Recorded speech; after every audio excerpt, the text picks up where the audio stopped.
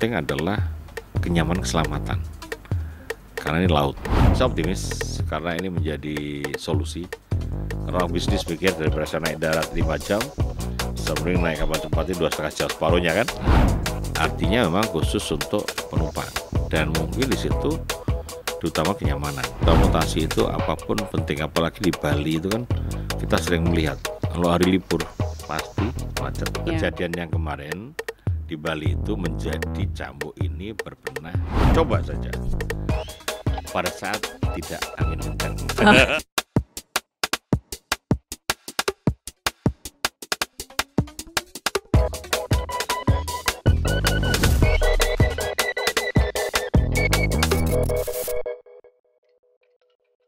Halo sedulur Kompas TV, senang banget kita bisa ketemu lagi di podcast saja. Sapa Jatim tentunya masih menghadirkan informasi terkini seputar Jawa Timur dan juga kita menghadirkan tokoh-tokoh inspiratif. Dan kali ini kita menghadirkan perbincangan soal kapal cepat ke Tapang Bali, transportasi, pariwisata dan juga ekonomi. Masih bersama saya Virgianti Kusuma.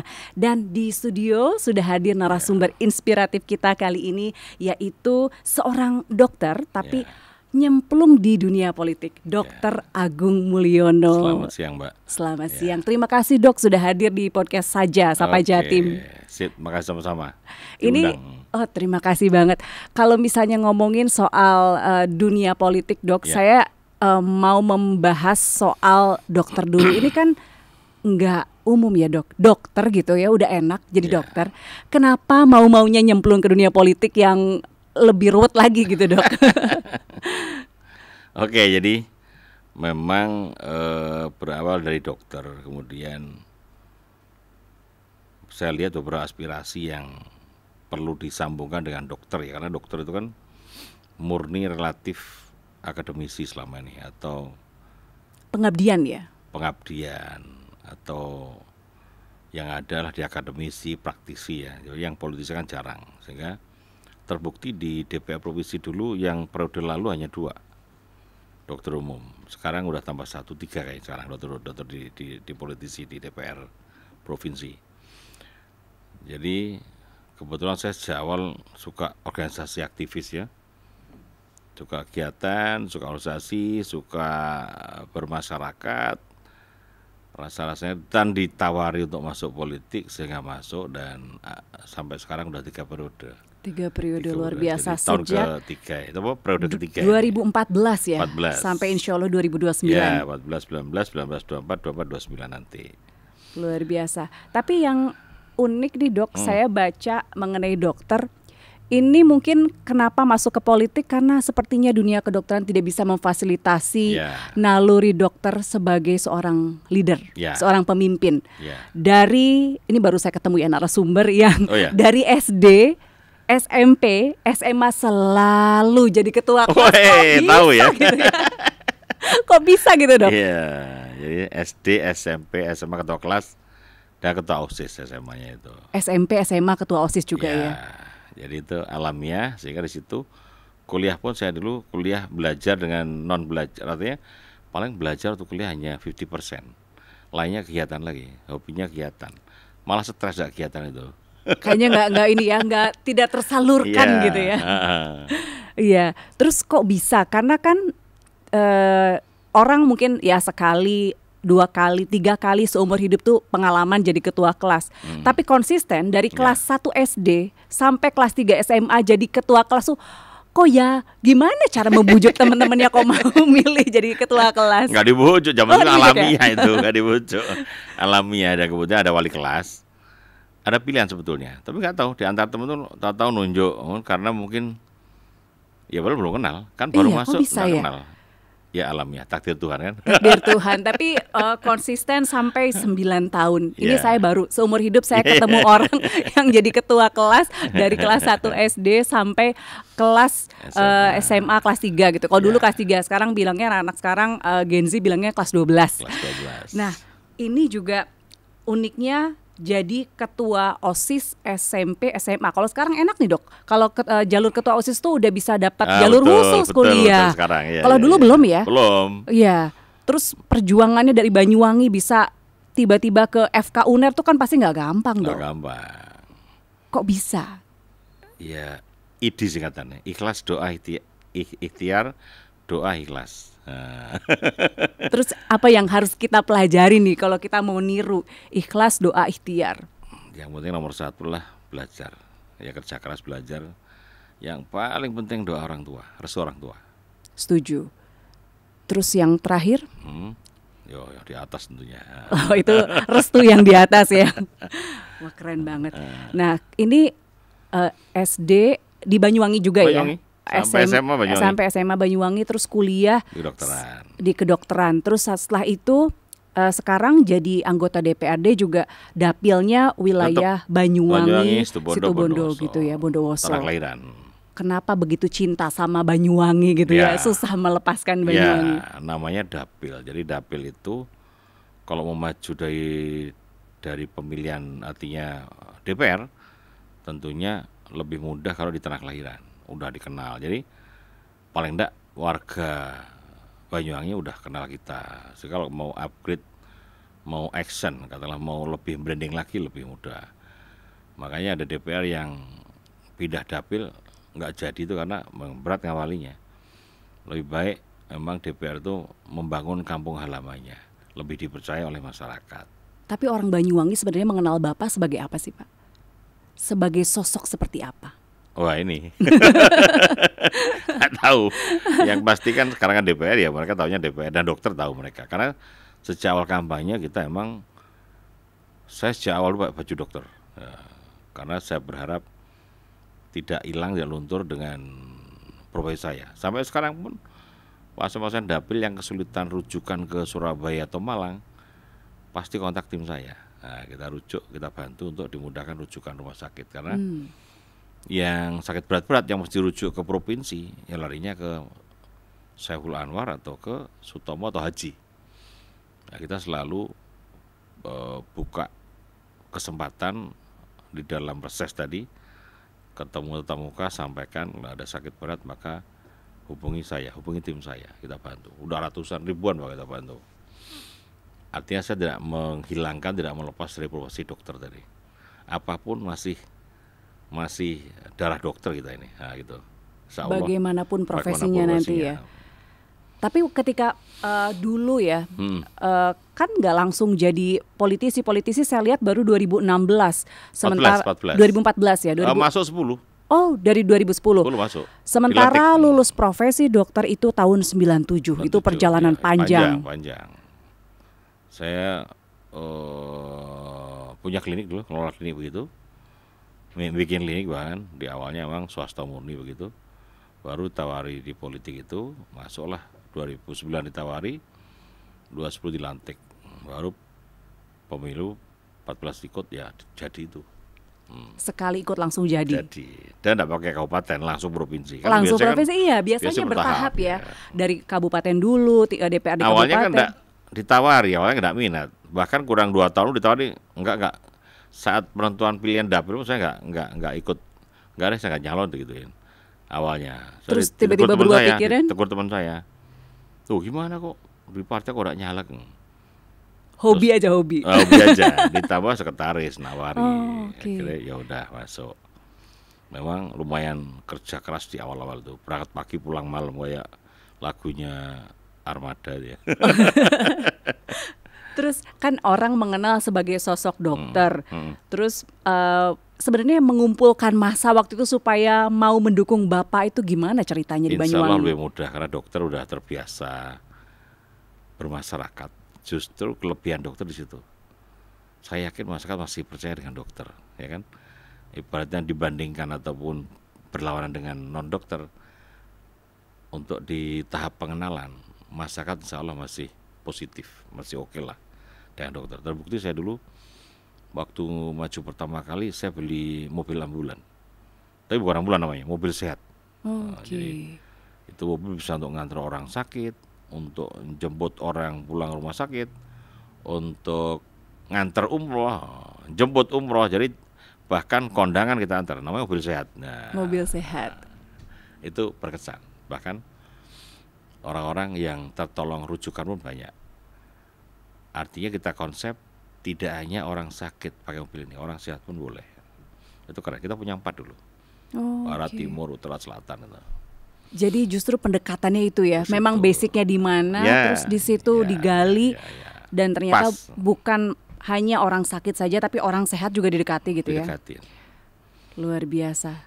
Belajarnya dari mana itu Pak sebenarnya? Ini kan beda banget kuliah, sekolah sama dunia politik gitu kan.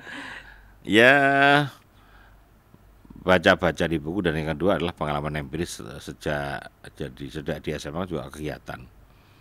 Kemudian untuk dunia politik kan baca-baca lah, oh mesti harus begini ya dijalanin lah begitu. Sengaruh itu ya. Iya kan. Ini apa pengalaman sebagai ketua OSIS gitu ya. Terus membawa Ada semacam bekal untuk ya. sekarang. Ya, ada manfaat, ada semacam korelasinya lah itu. Dibanding tidak sama sekali di situ.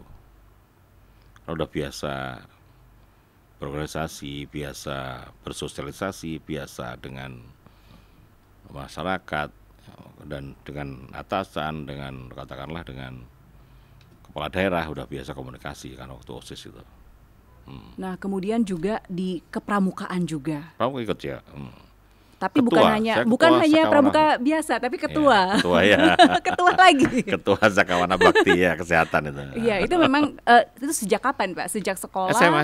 Enggak, SMP sudah pramuka, SMA pun dilanjutkan ikut pramuka, dan justru saat SMA saya bisa ngajar SMP, namanya penegak dulu ya. Iya, penegak, ngajar penggalang. Udah mulai ngajar penggalang. Ngajar SMP lain kita ajari sore hari gitu saat SMA. Dia sambil liburan lah itu. Nah itu bekal untuk Seberapa organisasi. besar itu pengaruhnya untuk karir sekarang? Pramuka dilatih disiplin. Oke, bagus menurut saya. Semua tadi pelengkap. OSIS, pramuka ya, dan sebagainya tadi, termasuk musik. Saya kan di sekolah waktu itu mendampingi musik. Jadi latihan musik, bahkan pengajuan untuk alat musik. Di OSIS itu kan ada musiknya. Jadi Ada kita seksi musiknya itu ya, kesenian itu. ya. Seksi Saya ikut 8 dampingi, itu karena ya. ketua OSIS ikut Oke. mendampingi. Jadi semua tak pikir ada manfaatnya. Itu bekal Ada buat korelasinya, bekal ya. Oke, luar biasa. Ketua OSIS, kemudian juga dari SD juga jadi leader. Terus ini saya baca CV-nya luar biasa ya Pak. Ada pembina pramuka, ketua Iya. panitia studi banding, ketua yayasan, Iya. ketua himpunan klinik medis Surabaya, Jawa Timur. Jawa Timur Iya. juga, kemudian Indonesia, klinik medis, sampai kemudian juga kepala Balitbang DPD Demokrat Jatim. Ya, sekarang bendahara. Sekarang bendahara. Jadi partai itu KSB, ketua sekarang bendahara, saya bendahara sekarang. Udah sejak tahun 2022. Itu leadershipnya dipelajari atau memang lahir dengan Alamiah aja. alamiah? Ya. Kebetulan saya sejak dulu aktivis itu di apapun, atau kalau nggak ketua bendahara. Selalu itu. Hampir selalu. Itu ada yang bilang Kepanitiaan atau apa gitu. kepemimpinan itu memang bisa dipelajari. Ya. Tapi ada sesuatu faktor X yang Ya. itu nggak bisa. Harus Itu pelajari, harus ya. born with Ya, it. ya. Setuju Pak dengan itu? Setuju tuh. Mungkin bakat ya barangkali di situ. Ya. Kalau melihat dari perjalanan SD, SMP, SMA ya alamiah saja kita. Apalagi waktu SD SMP nggak ada bucu rayu kan zaman segitu. Iya, segitu belum bisa nggak ada. kampanye sama teman-teman dulu, belum musim Pak kampanye. Iya, Ayo alamiah. pilih saya jadi ketua kelas, nggak mungkin. Zaman dulu nggak mungkin. Jadi Asik lah. sudah ada figur gitu ya dari Asik, SD. Insya Allah. Ya alamiah aja. Nah, kemudian kalau misalnya berbicara ke politik itu kan bukan masalah figur pemimpin saja, tetapi Ya. juga bagaimana masyarakat itu yakin bahwa kalau misalnya mereka menitipkan suaranya sama Bapak, Bapak akan menyampaikannya dengan amanah. Itu beda lagi tuh Pak. Ya. Nah, bagaimana Bapak meyakinkan orang-orang di Banyuwangi, Situbondo itu untuk Bondowoso juga untuk menyampaikan suaranya sama Bapak, bahkan bukan cuma 1 periode, 3 periode. Yang penting nomor satu memang apa adanya. Sampai kalau bisa bantu, kalau enggak bisa bantu. Jadi kita ini bukan bisa semuanya, sehingga mereka paham tetapi jangan mengecewakan mereka. Jadi artinya mereka yang butuh contoh rujukan tadi kita hadir, ya kan? Orang yang katakanlah kesulitan tentang sekolah misalnya, ya kita hadir. Orang membangun musola kita hadir, jalan kita hadir. Jadi yang penting berbuatlah untuk masyarakat sehingga dikenal dan disukai bahkan dicintai dan dipilih nanti kalau pada saat pemilu. Tapi di keluarga ada background politik nggak sih Nggak sebenarnya? Nggak ada. Beneran? Masa nggak ada? Nggak ada. Sama sekali nggak ada, Pak? Nggak ada. Kakak tentara, dosen, Orang orang tua? tua bisnis. Jadi nggak ada dari politik? Nggak ada. Apa nggak dihalang-halangi sama keluarga masuk ke politik? Awalnya nggak boleh. Pasti gitu kan? Kakak saya ngelarang awalnya. Alasannya apa? Ya kita tadi, udah dokter ngapain, bla bla bla bla gitu. Nah, jadi saya hanya kakak yang melarang, yang lain ibu, bapak, istri, oke lah itu pilihanmu boleh.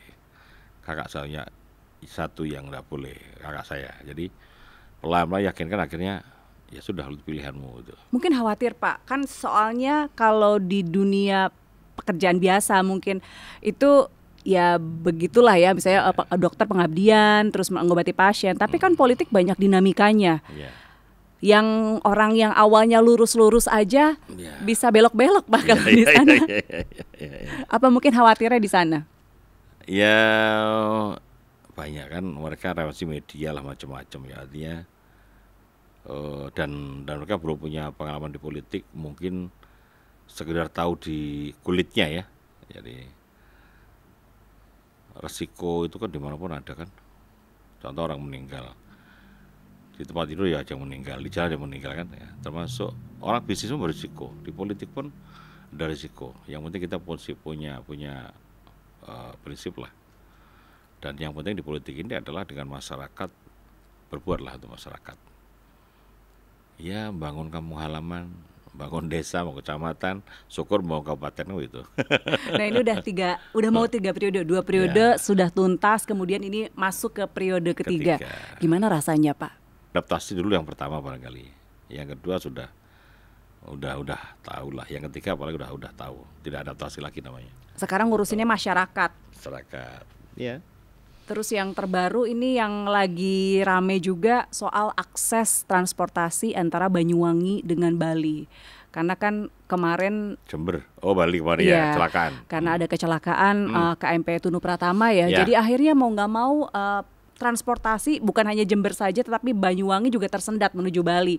Kemudian sekarang lagi rame yang kita bahas hari ini soal kapal cepat. Ini baru ya Pak ya? Baru. Katapang Bali yang bisa dianggap jadi alternatif solusi untuk para wisatawan yang dari Bali ke Banyuwangi dan sebaliknya. Sebenarnya gimana sih Pak untuk kondisi realnya sekarang di lapangan? Ya sebetulnya kita rombongan Komisi D tempoh hari maunya test drive, nyoba. Gara-gara ada kecelakaan tadi, kita takut semua. Gak jadi nyoba. Ini kan baru banget ya Pak? Udah baru makanya. Baru bulan. Itu launching setelah kecelakaan itu. Oke. Kita sebetulnya sebelum kecelakaan mau nyoba kita. Jadwalnya karena enggak pas, tahu-tahu kecelakaan itu kan. Nah, yang kedua karena saya dapil saya Banyuwangi. Sehingga saya concern, saya monitor, saya pantau. Tadi pun saya telepon UPT sana. Jalan setiap hari, kecuali libur hari Selasa. Berarti berapa hari, 7 hari seminggu? 6 dong. 6 hari seminggu. Kepotong libur. Selasa aja. Oke. Selasa libur ya biar barangkali untuk rehat ya. Ya setiap hari ada penumpang. Itu adalah sebetulnya solusi penumpang yang tidak perlu bawa kendaraan. Perjalanan 2,5 jam cukup, kalau naik darat kan sampai 5 jam di situ, panjang. Yang kedua harganya murah lah, 225, yang VIP 250, murah. Itu muat sampai 400 penumpang. 500 sih kapasitasnya besar 400 ya besar. 400. Tapi ini kalau bisa dibilang ini harus di highlight untuk light traveler ya, karena maksimal bawaan 20 kg. Ya. Jadi yang bawa oleh-oleh banyak nggak bisa nih Pak. Ya, jadi penumpang kita jadi relatif yang pasti tidak bawa mobil begitu, dan barang pun dibatasi. Artinya memang khusus untuk penumpang, dan mungkin di situ terutama kenyamanan dan memang kecepatan nih 2,5 jam. dan dengan tarif yang relatif murah, ya, murah. Gitu. Ini belum sampai sebulan ya ini, baru beroperasi Ya, 23 Juli 2025 ya, resminya ya. Sebulan jalan ya. Sebulan jalan ini ya sebulan pas. Ya. Sejauh ini animo masyarakat bagaimana Pak? Tren responnya bagus. Ini kan perlu sosialisasi, perlu marketing lah. Yang kedua memang ini kapal kan profesional, udah menyediakan tempat yang lain juga, termasuk yang dibawain kapalnya pemilik ini juga. Ya perlu waktu mereka nanti. Pasti akan ada orang coba. Mereka yang saya pesan di Subjatim, yang penting adalah kenyamanan keselamatan. Karena ini laut. Ya apalagi Bali ini kan lautnya gede. Saya yakin dengan berjalannya waktu nanti perlahan, apalagi respon ini kan agak naik, insya Allah nanti akan sesuai harapan lah itu. Tadi yang seperti Bapak bilang faktor keselamatan ini yang seringkali di Indonesia ini agak drawasi gitu ya, kalau orang Jawa bilang agak kurang ketat pengawasannya. Justru kejadian yang kemarin di Bali itu menjadi cambuk ini berbenah untuk lebih fokus pada keselamatan tadi. Ya. Apakah ada desain khusus dari kapal cepat ini sehingga bisa lebih mempertimbangkan keselamatan para penggunanya? Secara teknis saya nggak hafal, tapi saya tanya pada yang kemarin di Subjatim, ada desain khusus yang memang untuk begitu, sehingga cepat tadi. Apa istilahnya itu ya? Ada lubang di bawahnya tadi, saya nggak hafal. Tapi tentunya teknologi yang canggih lah ini yang digunakan, dan kan tidak terlalu gede banget. Tapi ukuran 400 cukup lumayan lah, 400 penumpang. Iya, 500 berarti 400 lumayan. 400 500 mungkin biasanya digunakan untuk, kalau kapal Roro itu roll in roll itu kan digunakan untuk mobil-mobil, ini benar-benar untuk penumpang semuanya ya. Manusia semua. Nah, kemudian kalau saya lihat bahwa ini perjalanannya dari Marina Bum Banyuwangi pagi, terus tiba di Denpasar siang jam 11.30, kemudian juga ada di Pelabuhan Serangan di Denpasar, kemudian balik. Tiba di dermaga Marina Bumnya itu jam 15.30 ya. Dari sana jam 2.30 ya sana ya. Jam 2-an ya. 2,5 jam. Itu cuman sehari sekali PP. Ya, satu kapal doang. Hanya satu kapal ya. Nanti kalau udah banyak minat baru tambahin. Ini kan belum penuh. Oh, jadi ini masih baru coba dulu, uji kita coba. Lihat 3 bulan, nanti 6 bulan ya. Okupansinya gimana, Pak? Belum 50% Masian. Ya hampir 100-an lah. Karena masyarakat juga banyak yang belum perlu tahu sosialisasi tadi. Ya mungkin banyak pertimbangan lah. Saya yakin nanti akan ada uji coba. Tapi banyak turisnya katanya naik malahan. Kalau sekarang kan untuk pembelian tiket-tiket itu sudah mulai online semua ya. Apakah ini juga online? Infonya begitu. Begitu. Nah, kemudian sebenarnya seberapa penting sih ada kapal-kapal semacam ini yang beroperasi Banyuwangi Bali, Jember Bali untuk masyarakat Jawa Timur dan sebaliknya untuk masyarakat Bali? Penting lah moda transportasi itu apapun penting, apalagi di Bali itu kan kita sering melihat kalau hari libur pasti macet, ya kan? Bali itu Nataru misalnya, Natal tahun baru, itu image kita sudah pasti nanti berjam-jam, bahkan panjang kilometer, kan? Ini solusi lah menurut saya. Solusi. Karena banyak wisatawan dari Bali itu bingung kalau misalnya mau ke Banyuwangi, terutama mereka kan yang suka surfing ke Jilen, ke Pantai Pelengkung itu. Mereka pengen lihat keindahannya, tapi mungkin terkendala masalah transportasi. Betul. Ada dulu transportasi tapi yang kapalnya lebih kecil ya, sehingga mereka juga bayarnya akhirnya lebih mahal untuk charter. Dulu pernah pesawat Bali Banyuwangi. Sekarang masih ada? Nggak ada. Saya pernah naik dulu, ya lucu lah. Kita artinya 1 jam nunggunya. Naiknya hanya sekitar 15 menit. Jadi kelamaan nunggunya. Nggak sumbut sama usahanya. Gitu ya. Oke, terus kemudian kalau misalnya kita lihat bahwa memang Banyuwangi ini pada tahun 2024 itu ada peningkatan luar biasa sebesar 7% untuk kunjungan wisata domestik dan mancanegara. Terutama kalau kita lihat memang mereka lari ke Ijen, kemudian ke pantai-pantai dan pulau-pulau yang Pulau baru, Merah, Pulau ya. Merah. Ya. Kemudian ada hutan yang sekarang lagi hits juga untuk foto-foto. Oh ya. Ya itu. Nah ini kalau misalnya dari masyarakat Banyuwangi sendiri, Bapak kan mewakili masyarakat, suara masyarakat Banyuwangi, Ya. Situbondo dan juga Bondowoso. Apa sih sebenarnya yang mereka harapkan dibantu oleh pemerintah, terutama dalam kaitannya dengan turisme? Ya tentunya pariwisata ditingkatkan lagi yang udah ada, bahkan ditambah titiknya begitu. Karena pariwisata Kota Banyuwangi yang sudah ada ini kan cukup lumayan, fenomenal. Contoh Pulau Merah tadi, Cilen tadi, Kawah Ijen, ya kan. Artinya yang ada ini dioptimalkan, dimaksimalkan, dan yang penting lagi adalah juga memberdayakan masyarakat sekitar sana. Harapannya adalah ekonomi masyarakat sana juga meningkat. Orang luar masuk dengan bawa duit, nah, harapannya juga kecipratan masyarakat Banyuwangi dan terutama daerah wisata itu. Tapi sebenarnya unggulannya Banyuwangi itu selain pariwisata apa sih Pak? Ya selain pariwisata dan pertanian tentunya kan di sana. Dulu terkenal buah naganya. Iya. Ya, nah itu. Juga kelapa bagus, beras bagus Banyuwangi. Tapi kemudian Lebih condong ke pariwisata, terutama sekarang. Pak Bupati yang dulu Pak Anas kayaknya bikin tren atau semacam brandingnya adalah pariwisata. Ada festival-festival juga yang karnival, sekarang ya. gitu kan. Nah, kemudian kalau misalnya mereka Bapak bertemu dengan warga sana, kemudian ketika bertukar pendapat, mereka itu inginnya Banyuwangi itu dibawa kemana sih Pak? Ya normatif lah, lebih baik